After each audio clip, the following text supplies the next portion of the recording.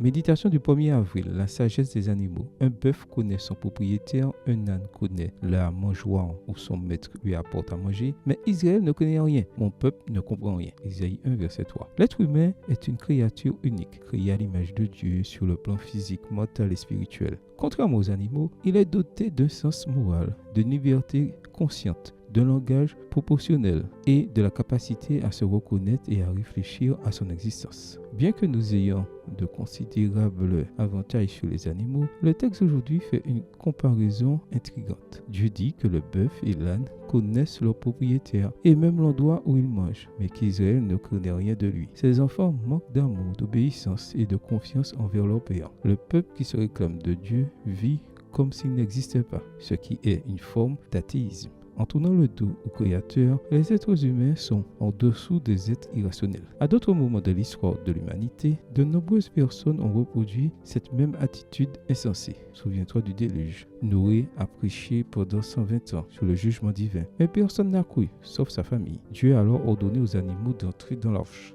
2 par 2, ils ont obéi. Et le Maître décrit qu'on voyait les animaux entrer dans l'arche dans un ordre parfait, tandis que les hommes résistaient insensibles aux ordres du Très-Haut. Et c'est du livre Patriarche et Prophète, chapitre 7, page 73. La Bible parle également de Balaam. À la demande de Balak, roi de Moab, le prophète s'est mis en route pour maudire le peuple d'Israël. Alors en chemin, un ange du Seigneur s'est placé devant l'âne de Balaam pour lui barrer le passage. Cela s'est produit 3 fois. Et à chaque fois, l'animal s'est arrêté à la vue de l'ange. Mais la 3e fois, Balaam s'est mis en colère et a commencé à frapper son unique moyen de transport. De façon incroyable, l'ânesse s'est mise à parler, désapprouvant le comportement de son maître. Quelle absurdité! Un animal irrationnel plus sage qu'un prophète? Grâce à l'ânesse et à la miséricorde divine, la vie de Balaam a été préservée. Des siècles plus tard, la même chose s'est produite avec Jonas et plus tard à nouveau avec Pierre. Dieu a utilisé des animaux, respectivement un poisson et un coq, pour corriger la trajectoire de serviteurs insensés. Dieu aura-t-il besoin d'utiliser un animal pour t'enseigner quelque chose? Amen. Bonne journée à toi, que le Seigneur te bénisse.